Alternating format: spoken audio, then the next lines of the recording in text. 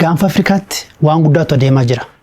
Sochiin Israa'el siyaasa akkasumas immoo nageenya gaanfa Afrikaa waggoota kurnan dhufaniif jijjiiru malaa jedhu xiinxaltoonni. Israa'el biyya jalqabaa bulchiinsa Somaalilaand kan Somaaliyaan qaama keejjattuuf beekamtii kenniteetti. Kana hordofee dhaabbileen biyyoonni mormii isaanii ibsaa jiru.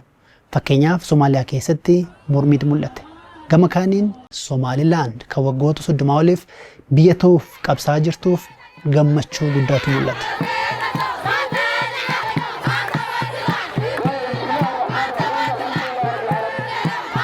Biyyoonni ollaa Itoophiyaa dhimma Somaaliyaa irratti ejjennoo isaanii yeroo ibsaa jiranitti Itoophiyaan callisuu filatteetti. Maaliif murteen Israa'el Itoophiyaaf maal akeeka? Gaanfa Afrikaaf hoo? Israa'el maaliif Somaalilaandiif beekamtii kennite? Maaliif amma ta'e? Sochiin Israa'el keessumaa sochii Masriin gaanfa Afrikaatti gochaa jirtuuf danqaa ta'uu danda'a. Viidiyoo kana keessatti hojjemaa ilaalla. Giddugalli bahaa wiirtuu ijoo siyaasa addunyaati. Isatti aanee iddoon qalbiin biyyoota jajjaboo addunyaa harkisuu gaanfa Afrikaadha. Sochiin Israa'el tibbanaa immoo kana cimsaa jedhu xiinxaltoonni.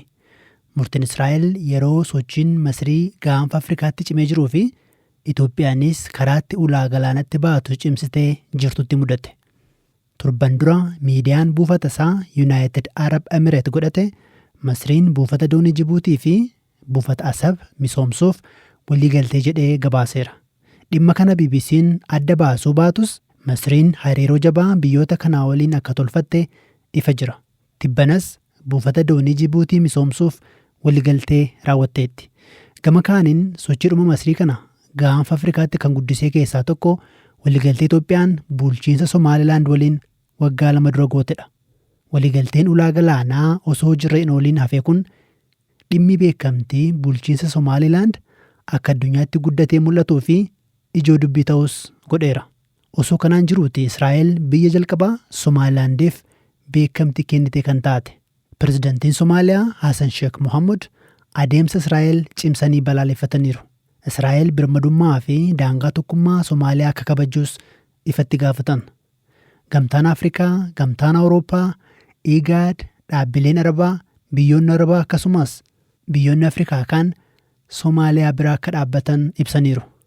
Amma gaaffiin ijoo Israa'el maaliif Somaalilaandiif beekamtii kennite kan jedhudha. Xiinxaltoonni dhimmoota adda addaa kaasu. Sababii tokko nageenya biyyaalessaa Israa'el waliin wal qabataa jedhu. Gochi Israa'el gootu yeroo hundumaa naashinaal seekuriitii ishee wajjin waan wal qabatudha. Kanaafuu it is part of fedhii Israa'el diinota ishee dursitee lafa qabachuun ofirraa ittisuu fi yaalii isheen gootu wajjin waan wal qabatudha jechuudha.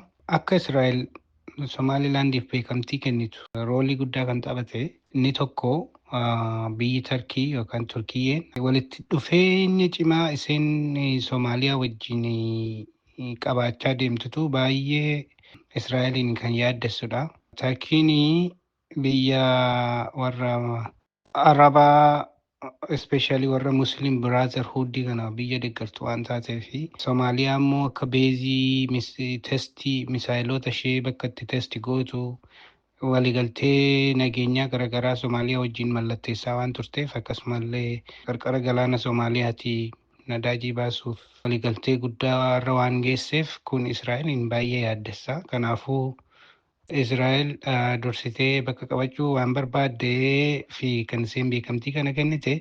Israa'el Somaalilaandiif beekamtii kenniteetti. Faallaa kanaan Somaalilaand Israa'eliif maal kenniti? Gabaasonni adda addaa Israa'el Filisxeemota gara Somaalilaand akka godaansistu ibsaa jiru. Dhaabbileen kana irra deebiin ibsaa jiranis jiru. Mootummaan Somaaliyaarree kana ibsee kun waan ta'u miti jedheera.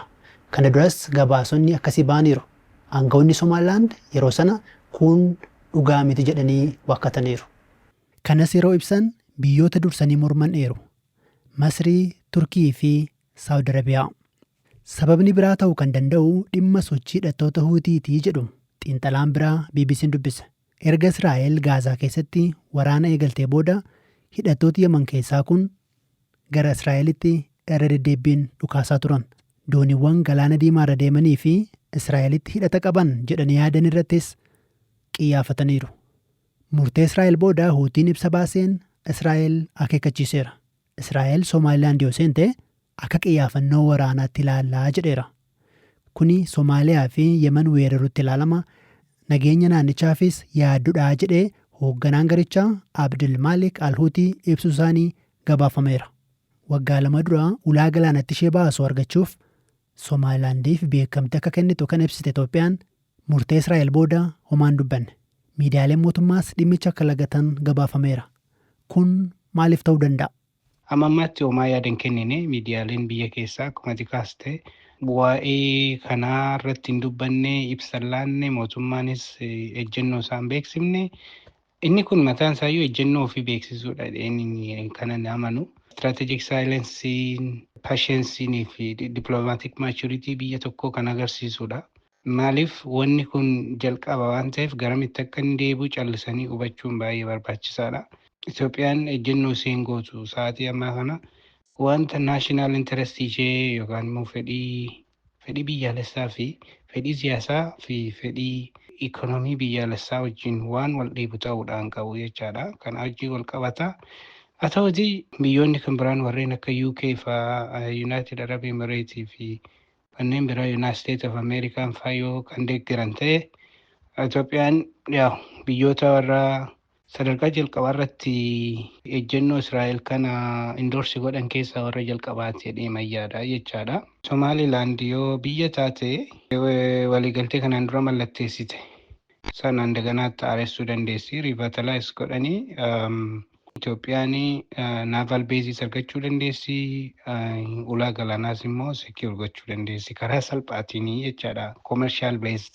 Sa'aatii ammaa kana biyyoonni akka Masirii fi Eritiriyaan karaa danda'ameen Itoophiyaa irratti dhiibbaa gochuudhaan riphee loltoota deeggaruun Itoophiyaa irratti dhiibbaa gochaa jiru waan ta'eef Itoophiyaan sa'aatii kana yoo ejjennoo Israa'el sana deeggarte Soomaaliyaan ammas gara jaraatti deemtee waliigaltee isaan dura mallatteessan sana haaressitee Itoophiyaa irratti dhiibbaa jabaa geessisuu dandeessi. Yoommoo Israa'el mormite walitti dhufeenyi Itoophiyaa fi Israa'el gidduu jiru walitti dhufeenya cimaadha. Waggoota hedduuf kan turedha. Warra Israa'eliinis karaa tokkoon Israa'eliinis mufachiisuun barbaaddu. Inni lammataan immoo neutral position. Silent position, neutral position wajjin wal fakkaata. Eeggattee national interest ishee protect gochuudha Itoophiyaan kan isheen barbaadde jechaadha. Durumaa Somaaliyaa fi Somaalilaand wajjin hariiroo kan qabaataa turan keessumaa gaanfa Afrikaa keessaa Itoophiyaa fi Keeniyaadha. Jibuutiin, Sudaanii fi Eertiraan hariiroon isaanii gara caalu Moqadishoo wajjin. Gama kaaniin Jibuutiin immoo yoo Somaalilaand buufata waraanaa akkasumas immoo beekamtii biyyoota argatte nama horkatti jechuun yaaddoo ishee ibsatti. Akkuma Itoophiyaa waggaa 2 dura mudate biyyoonni ibsa baasaa Israa'el mormaa balaaleffataa jiru. Israa'el garuu ejjennoo isheetti cimteetti. Israa'el akkuma gabaafame gaanfa Afrikaatti hundee tolfatti taanaan siyaasaa fi nageenya naannichaa kallattii biraa qabsiisaa jedhu xiinxaltoonni. Israa'el erga Iraan waliin kallattiin waraana seentee fi hidhattoonni Huutii Israa'el erga haleeluu jalqabanii booda xiinxaltoonni Israa'el Somaalilaandiif beekamtii akka kennitu gaafataa turan. Gama kaaniin dhimma Gaazaa keessaa deemaa jiru wal qabatee Israa'el Masrii waliin hariiroo gaariin qabdu. Turkii fi Masriin immoo Somaaliyaa waliin waliigaltee waraanaa qabu. Sochii gaaffii galaanaa Itoophiyaa immoo mormuun duraantummaa kan qabatte Masriidha. Kanaaf sochiin Israa'el Masriifis ta'e Turkiif gaarii miti jedhu xiinxalaan. Faallaan immoo Itoophiyaaf gaarii akka ta'e kaasu. Ispeeshaalii biyyoota akka Masirii fi biyyoota akka Kiyeef kun balaa guddaa uumaa. Israa'el akka isheen miliitarii beezii ishee yookaan miliitarii beezii dhuftee qal'aalii haala salphaatiin naannoo Somaalilaand kana keessatti akka ijaartu. See gargaaraa sana achitti ijaartee immoo warreen Iraaniin gargaaraniis haa ta'u Turkiyyees gargaaranii Israa'eliin rukkutuu barbaadan yookaan immoo Israa'el irratti dhiibbaa fiduu barbaadan haala salphaatiin to'achuu dandeessi jechaadha yookaan immoo hambisuu dandeessi. Kun immoo Masiriif yaaddoo guddaadha jechaadha. Ispeeshaalii maaliif Masiriin galii hedduu gara doolaara biliyoona 10 ta'u qaraxa daldala galaanarraa karaa bu'aa Suwiiziin darburraati kan isheen argattu. Bo'oon Suwizii sun immoo galaana diimaadhaanii Indian Oceanitti connect ta'a jechaadha. Qarqara Indian Oceanii kana Israa'el dhuftee buufata waraanaa kan ijaartu taanaan dooniiwwan gara Masiriin deeman achi as dhufan irratti haaluma salphaatiin to'annoo gochuu dandeessi. Wanna barbaaddee eeyyama kennitee eeyyaman dhaabsiftee dinagdee Masirii irratti miidhaa geessisuu dandeessi jechuudha. Kanaafuu biyyoota akka Masirii fi akka Turkiyyeetii fi Israa'el gara gaanfa Afrikaatti dhufuun balaa qabaa jedheen kanan yaadu. Siyaasa gaanfa Afrikaa irratti akka tikaafte ji'oopolitiksii Horn of Afrikaa irratti jiru jechaadha. Amma yoo Israa'el kan dhuftu taate by default Israa'elii fi Itoophiyaan wal deeggaru. United Arab Emirates gareedhuma Itoophiyaa, Israa'elii fi Somaliland kana ta'u. United States of Americaanis kun immoo biyyoota warreen akka Egypt warra intarestii guddaa naannoo gaanfa Afrikaa irraa qaban influensiin isaanii naannoo sanarratti qaban yookaan dhiibbaa isaan uumuu danda'an akka irratu fi completely dhiibbaa isaan biyyoota yookaan immoo siyaas-dinagdee naannoo gaanfa Afrikaa irratti geessisuu danda'an irrelevaantii godhuu jechaadha. Kanaafuu jijjiirama guddaadha kan inni qabu. Garuu Itoophiyaatiif immoo carraa gaariidha jechaadha. Egypt Israa'el naannoo sana kan dhuftu yoo ta'e sochiin warri Masirii godhan haaluma salphaatiin laaffachuudha kan inni danda'u jechaadha. Yeroo itti Itoophiyaan ulaa galaanaa karra galaanaa barbaaddu kana Itoophiyaadhaaf carraa gaariidha jechaadha. Itoophiyaan biyya guddoo gaanfa Afrikaatti. Wanni gaanfa Afrikaatti ta'u immoo kallattiinis ta'e kallattiin alaa Itoophiyaa tuquun sanaaf. Kanaaf waan adeemaa jiru jala jalaan isin beeksifna. Nu hordofaa.